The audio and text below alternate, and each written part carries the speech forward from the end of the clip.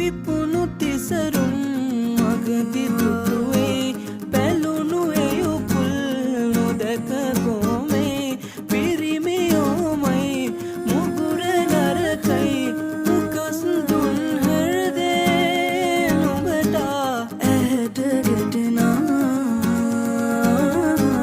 තනකමානේ ගැහැණු අගුණා